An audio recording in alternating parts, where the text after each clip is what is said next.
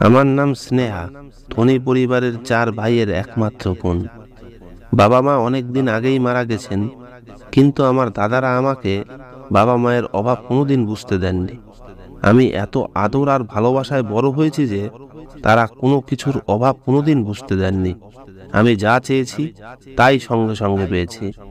আমার বড় দাদা গ্রামের মোড়ল, আর ছোট 2 দাদা বিদেশে পড়তে গিয়েছিল, কিন্তু আমার পড়াশোনা করতে ইচ্ছে হতো না। আরেক ভাই গ্রামে ডাক্তারি করত।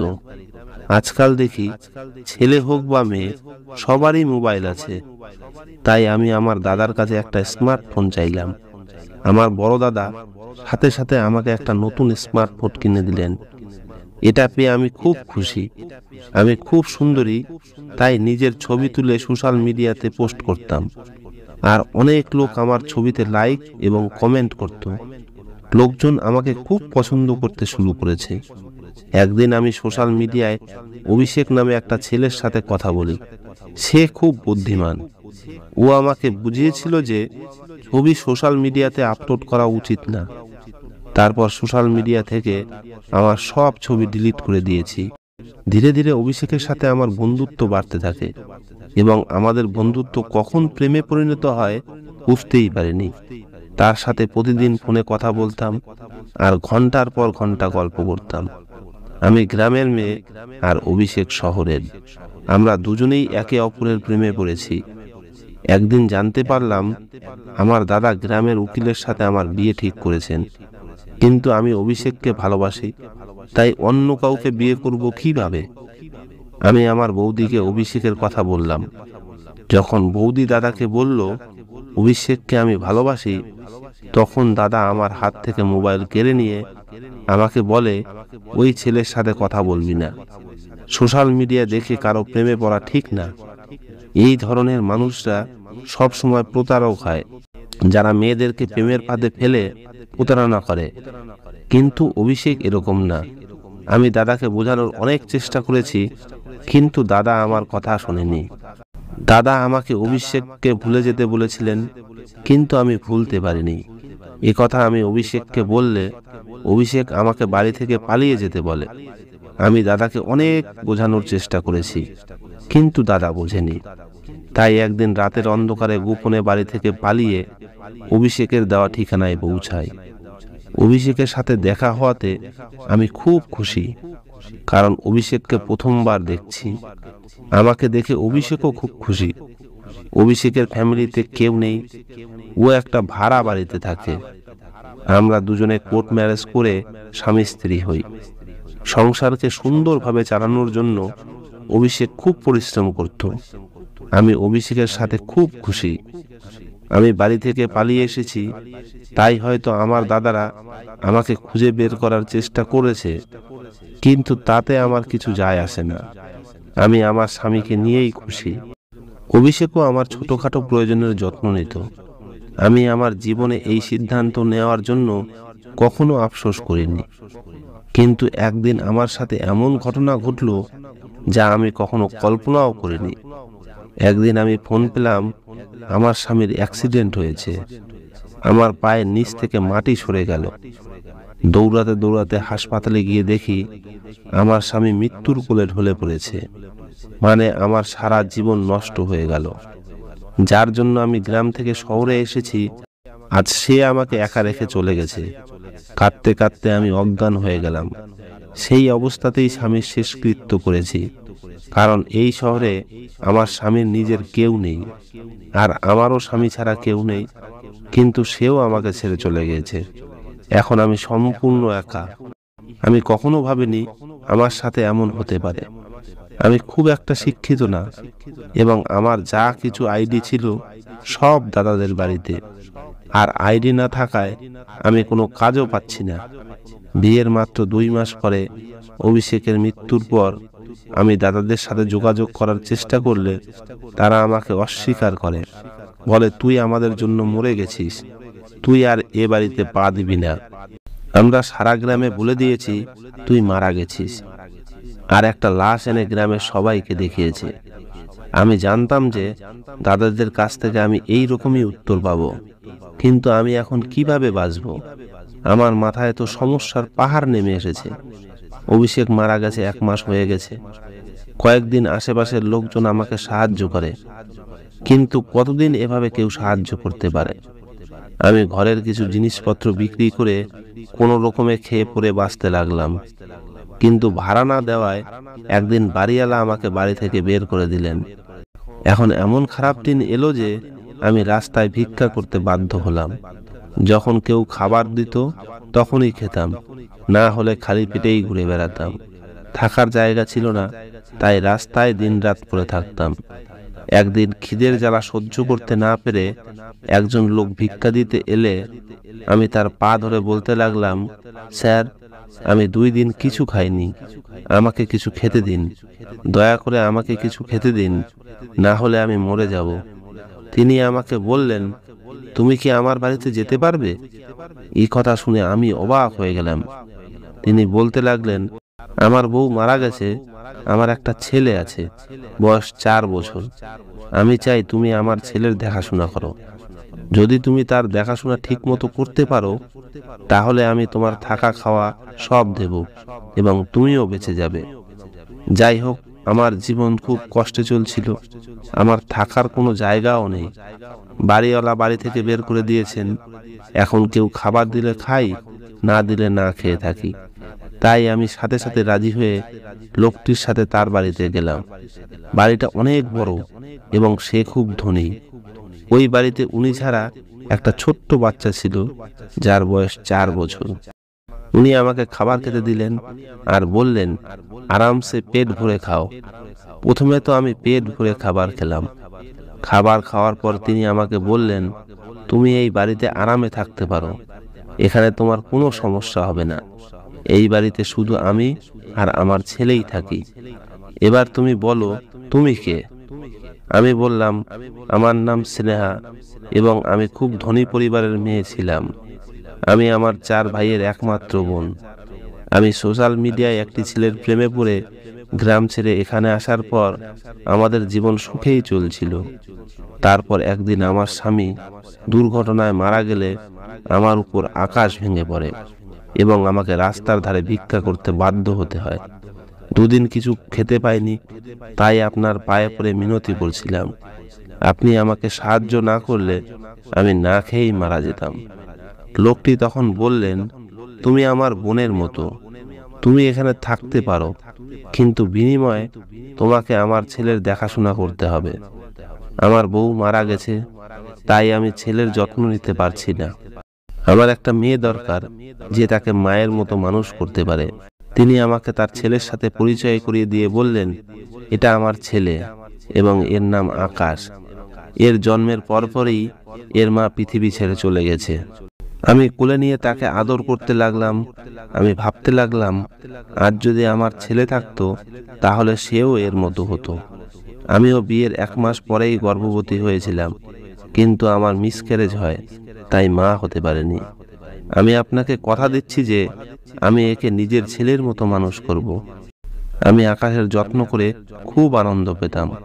আমার একমাত্র দায়িত্ব ছিল আকাশের যত্ন নেওয়া, তাকে সময় মতো খাওয়ানো, সময় মতো ঘুম পাড়ানো, তার জামা কাপড় পাল্টানো ইত্যাদি।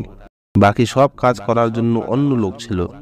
একদিন সকালে ঘুম থেকে উঠে দেখি আকাশ বিছানায় নেই। আমি উঠে বাইরে এসে মালিককে জিজ্ঞেস করলাম, আকাশ কোথায়? সে তার বিছানায় নেই কেন? বাড়ির মালিক বললেন, সন্ধ্যার মধ্যেই ও বাড়ি ফিরে আসবে। আমি তাকে জিজ্ঞেস করলাম, আকাশ কোথায় গেছে আর সন্ধ্যাবেলা কোথা থেকে ফিরবে? কিন্তু তিনি আমার কথার কোনো উত্তর দিলেন না। তিনি বাড়ির মালিক, তাই আমি তাকে খুব বেশি জোর করতেও পারিনি, কারণ সে যদি আমাকে বাড়ি থেকে বের করে দেন তাহলে আমি কোথায় যাব? প্রতিদিন সন্ধ্যায় আকাশ বাড়িতে আসতো। রাতে ঘুমানোর পর সকালে ঘুম থেকে উঠে দেখি আকাশ তার বিছানায় নেই, কিন্তু সন্ধ্যায় সে ফিরে আসতো। যখনই আমি মালিককে আকাশের কথা জিজ্ঞেস করতাম, তিনি কোনো উত্তর দিতেন না এবং বলতেন, তুমি এসব বিষয় থেকে দূরে থাকো, তার সম্পর্কে অত কিছু তোমার জানার দরকার নেই। তোমার কাজ কেবল তার যত্ন নেওয়া এবং তাকে ভালো করে লালন পালন করা। তাই তোমাকে যে কাজ দেওয়া হয়েছে তুমি শুধুমাত্র তাই করো। এরপর থেকে মালিককে জিজ্ঞেস করা বন্ধ করে দিয়েছি। এক রাতে আমি যখন আকাশের সাথে ঘুমাচ্ছিলাম, মাঝরাতে চোখ খুলে দেখলাম যে আকাশ বিছানায় আছে। আমি দেখার জন্য জেগে থাকলাম, কিন্তু কখন যে ঘুমিয়ে পড়েছি বুঝতেও পারিনি। এবং সকালে প্রতিদিনের মতো আকাশ বিছানায় নেই। বাইরে বেরিয়ে কোথাও ওকে দেখতে না পেয়ে রুমে ফিরে এলাম। এর আগে কখনো ভাবিনি মালিক কি কাজ করেন। আমি শুধু আমার কাজ নিয়েই ব্যস্ত থাকতাম। এই বাড়িতে সব পাচ্ছিলাম, তাই বেশি কিছু ভাবিনি। কিন্তু একদিন কাজের মহিলাকে জিজ্ঞেস করলাম যে মালিক কি কাজ করেন। তখন সেই কাজের মেয়েটি আমাকে বলল যে তিনি একজন পুলিশ ইন্সপেক্টর। অবাক হয়ে আমি ভাবতে লাগলাম, আমি একজন পুলিশ অফিসারের বাড়িতে। একদিন দেখলাম একটা ফাইল মালিকের টেবিলে রাখা। আমি সেটি তুলে নিয়ে ভিতরে রাখতে যাচ্ছিলাম। হঠাৎ করে সেই ফাইলটা আমার হাত থেকে পুড়ে ওর ভেতর থেকে অনেক কাগজ বেরিয়ে পড়ে। আমি সেই কাগজগুলো গোছাতে গেলে সেখানে একটা ফটো দেখে আমি হতবাক হয়ে গেলাম। আমি অবাক হয়ে ভাবলাম, আমার স্বামীর ছবি এখানে কেন? ভাবলাম, মালিক যদি জানতে পারে আমি এই ছবিটি দেখেছি বা আমি এই ছবির লোকটির স্ত্রী, তাহলে মালিক আমার কি অবস্থা করবে। ভয়ে তাই তাড়াতাড়ি সবকিছু গুছিয়ে ফাইলটি মালিকের ঘরে রেখে দিয়ে এলাম। এখন আমার ভয় করতে লাগলো এবং সবচেয়ে বড় ব্যাপার, ভীষণ টেনশনে পড়ে গেলাম। কিন্তু তবুও আমি এখান থেকে যেতে পারিনি, কারণ এই বাড়িটা ছাড়া আমার আর কোনো থাকার জায়গা নেই। এছাড়া আমি আকাশকে নিজের ছেলের মতো ভালোবাসি। তাছাড়া এই ছবির রহস্যটাও জানতে চাই। এই পুলিশ লোকটা কিভাবে ছবিটা পেল। ভাবলাম আমার দাদারা অভিষেককে খুঁজে বের করার জন্য এই পুলিশ অফিসারের কাছে কেস ফাইল করতে পারে, কিন্তু দাদারা কখনো অভিষেককে দেখেনি। মনের মধ্যে অদ্ভুত অদ্ভুত সব ভাবনা আসছিল, কিন্তু মালিককে জিজ্ঞেস করার সাহস পেলাম না। 4 মাস হয়ে গেল আমি এখানে আছি।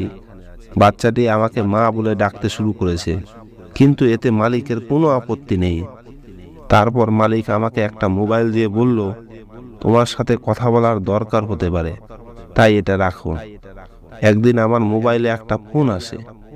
আমি কাজে ব্যস্ত ছিলাম, তাই কল ধরতে পারিনি।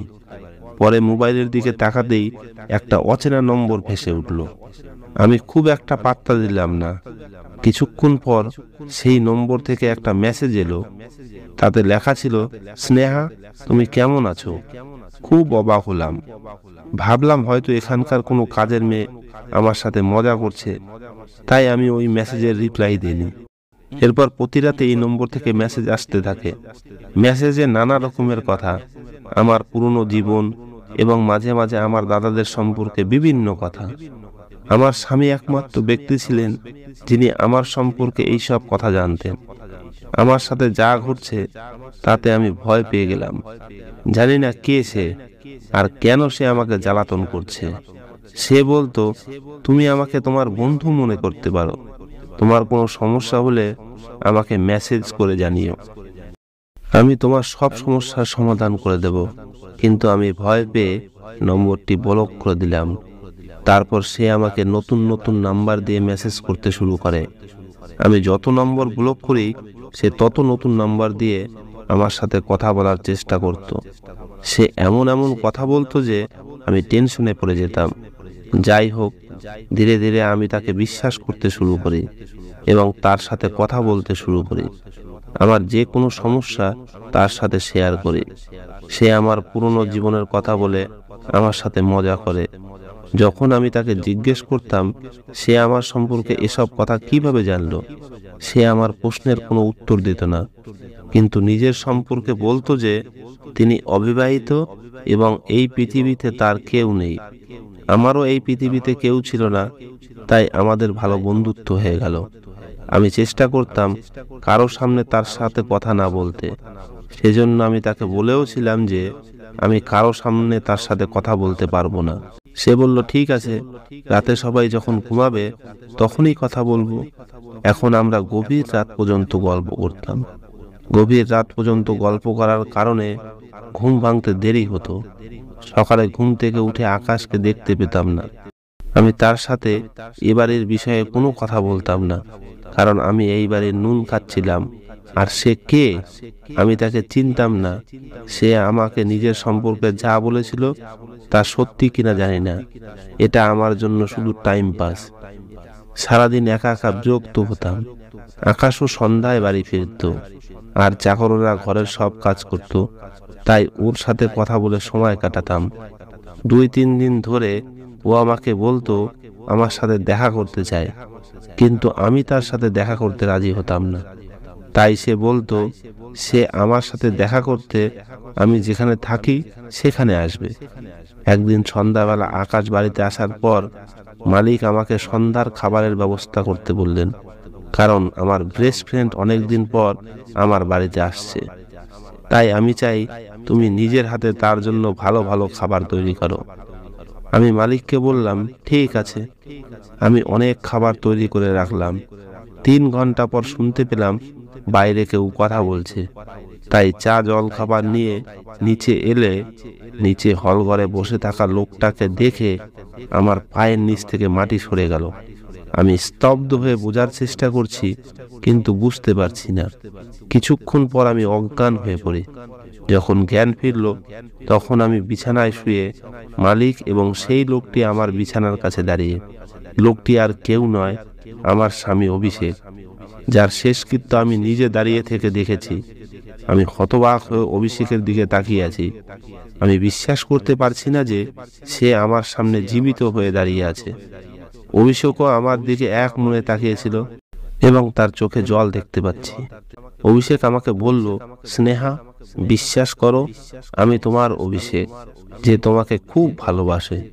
দেখো আমি বেঁচে আছি। এই বলে সে আমার কাছে বসলো। আমারও চোখে জল। আমি তাকে ছুঁয়ে দেখলাম। তারপরে নিশ্চিত হলাম যে সে সত্যিই জীবিত এবং আমার সামনে বসে। আমি তাকে জড়িয়ে ধরে খুব কাঁদতে লাগলাম। সেও আমাকে জড়িয়ে ধরে খুব কাঁদছিল। তার চলে যাওয়ার পরে আমার সাথে যা যা ঘটেছিল তার সবই মনে পড়তে লাগলো। আমি অভিষেককে জিজ্ঞেস করলাম, তুমি যদি বেঁচেই ছিলে তাহলে কে সেই ব্যক্তি যার শেষকৃত্য আমার চোখের সামনে হয়েছিল এবং যার মৃতদেহ আমি দেখেছি, সে কে? আমি অভিষেককে আরো বললাম, তুমি জানো যে তুমি ছাড়া এই পৃথিবীতে আমার কেউ নেই। তাহলে এতদিন আমার থেকে দূরে ছিলে কেন? আমি বলছিলাম আর কাঁদছিলাম। তখন অভিষেক বলল, এটা অনেক বড় ব্যাপার, অনেক রহস্য আছে যা শুনলে তুমি চমকে যাবে। আজ আমি তোমাকে এক এক করে সব রহস্য বলতে চাই। তুমি যে রং নাম্বারে কথা বলতে, সেটা আর কেউ নয়, আমি তোমাকে বলেছিলাম যে আমি তোমার সাথে তোমার বাড়িতে দেখা করব। দেখো আমি এখানে এসেছি। এখন আমার খেয়াল হলো যে ছেলেটা আমার সাথে কথা বলতো সে আমার সম্পর্কে এসব কথা জানতো কিভাবে, যা আমি আর আমার স্বামী ছাড়া কেউ জানতো না। কিন্তু অভিষেক যে বেঁচে থাকতে পারে সেটা কখনো ভাবেইনি। অভিষেককে বললাম, তুমি বেঁচে থাকলে এতদিন কোথায় ছিলে? আমি সব কিছু জানতে চাই। অভিষেক বলল, আমি তোমাকে সব বলবো। তুমি যখন বাড়ি ছেড়ে এখানে এলে আর আমাদের বিয়ে হলো, কয়েকদিন পর তোমার দাদারাও এখানে এসে আমাদের সম্পর্কে সব তথ্য নিয়ে যায়। যদিও তারা গ্রামের সকলের কাছে বলেছিল যে তুমি অ্যাক্সিডেন্টে মারা গেছো। এমনকি তারা একটা লাশ নিয়ে সকলের কাছে প্রমাণ করে যে তুমি সত্যিই মারা গেছো। কারণ গ্রামবাসীরা যদি জানতো যে মোরলের বোন বাড়ি থেকে পালিয়ে গেছে, তাহলে তাদের নাক কাটা যেত। আর অপমানের ভয়ে তোমার দাদারা গ্রামে মিথ্যাচার করে প্রমাণ করেছে যে তুমি মরে গেছো। কিন্তু তারা আমাকে শত্রু করে নেয়। যেহেতু তাদের বোনকে আমি বিয়ে করেছি, তোমার দাদারা আমাকে সর্বত্র খুঁজেছে। একদিন তোমার দাদারা আমার মোবাইল নম্বর জানতে পেরে আমাকে ফোন করে হুমকি দেয় এবং বলে যে আমার সাথে সাথে তারা তোমাকেও মেরে ফেলবে। একদিন রাস্তা পার হওয়ার সময় একটা গাড়ি জোরে ছুটে আসছিল। আমি তো লাফিয়ে পড়ে কোনো রকমে প্রাণে বাঁচলাম, কিন্তু অন্য এক পথচারী দুর্ঘটনায় পড়ে প্রাণ হারান। তারপর আমি ওখান থেকে পালিয়ে আসি। তোমার ভাই ইচ্ছা করে আমাকে মারতে চেয়েছিল। তারপরেও তোমার দাদারা ফোন করে বলেছিল, এইবার তুমি বেঁচে গেছো, তাই ভেবো না যে তুমি প্রতিবার বেঁচে যাবে। তোমাকে না মারা পর্যন্ত আমরা থামবো না। তোমার বাড়ির লোকেরা আমার জীবনের শত্রু হয়ে উঠেছে। আমার সাথে আরো অনেক ঘটনা ঘটেছে প্রথমে আমি জানতাম না এগুলো তোমার দাদারা করছে, কিন্তু যখন থেকে হুমকি ফোন আসা শুরু হলো তখন বুঝলাম যে তোমার দাদারা আমার সাথে এসব করছে। আর যার বাড়িতে তুমি আছো সে আমার ছোটবেলার বন্ধু এবং একজন পুলিশ অফিসার। আমি তার কাছে সাহায্য চাই এবং সে আমাকে সাহায্য করতে রাজি হয়। 1 মাস ধরে আমি জীবন বাঁচানোর জন্য বিভিন্ন জায়গায় দৌড়াতে থাকি। এরপরে তোমার জন্য চিন্তা হতে শুরু করে। জানতাম যে আমার বন্ধু তার বাড়িতে একা থাকে, তাই আমি তাকে বলেছিলাম যে তোমাকে কোনোভাবে তার বাড়িতে নিয়ে আসতে এবং ওকে তোমার বাড়িতে থাকতে দিতে, যাতে তুমি বিপদে না পড়ো।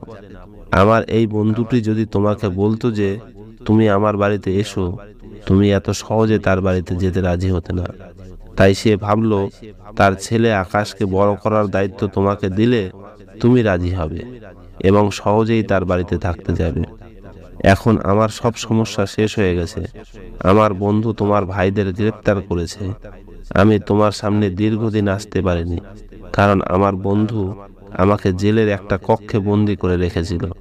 কারণ আমি যদি বাইরে থাকতাম তবে তোমার দাদারা কোনো না কোনোভাবে আমার খোঁজ পেয়ে যেত এবং আমাকে মেরে ফেলত। আমার বন্ধু জেলে আমার খুব খেয়াল রাখত। যতক্ষণ না আমার বন্ধু তোমার দাদাদের ধরতে পেরেছে ততক্ষণ সে আমাকে জেল থেকে বের হতে দেয়নি, কারণ আমার জন্য জেলই একমাত্র জায়গা যেখানে আমি সম্পূর্ণ নিরাপদ। আমি অভিষেককে বললাম, আমার একটা প্রশ্ন আছে যেটা মনের মধ্যে ঘুরপাক খাচ্ছে। আকাশ ভোরবেলা কোথায় যায়? তখন অভিষেকের বন্ধু বলতে লাগলো, আমার স্ত্রী নেই এবং আমার ছেলের একজন মা দরকার। তোমার আসার 1 সপ্তাহ আগেই আমার স্ত্রী মারা গিয়েছিল। আকাশ খুব কান্নাকাটি করত, তাই আমি তোমাকে এখানে নিয়ে আসি। আমি টেনশনে ছিলাম যে আমার ছেলে তোমাকে তার মা মনে করবে কিনা, কিন্তু তুমি তার মায়ের জায়গা খুব সহজেই নিয়ে নিয়েছো। আমার ছেলে সকালে বোর্ডিং স্কুলে যায় এবং সন্ধ্যায় ফিরে আসে। আমার স্ত্রী অসুস্থ ছিল, সেই জন্য আমি ওকে বোর্ডিং স্কুলে দিয়েছিলাম তার মনোযোগ অন্যদিকে সরিয়ে দিতে, এবং রাতে তাকে বাড়িতে নিয়ে আসতাম। তুমি আমার ছেলের খুব যত্ন নিতে, আমি তোমার কাছে ঋণী। অভিষেক তার বন্ধুকে বলল, তুমিও আমাদের অনেক সাপোর্ট করেছো। তোমার কারণেই আজ আমরা স্বামী স্ত্রী একে অপরের সাথে দেখা করতে পেরেছি। এখন আমরা দুজনেই আমাদের জীবনে খুব খুশি। আমার স্বামী চাকরি পেয়েছে এবং আমরা একই বাড়িতে থাকি। আবার অভিষেককে কাছে পেয়ে আমি খুব খুশি। আমার জীবনের সমস্ত সমস্যা কেটে গিয়েছে। বন্ধুরা, এই গল্পটি যদি তোমাদের ভালো লেগে থাকে তবে গল্পটিকে লাইক করে চ্যানেলটিকে সাবস্ক্রাইব করো, আর গল্পটি পছন্দ হলে বন্ধুদের সাথে শেয়ার করো। ধন্যবাদ।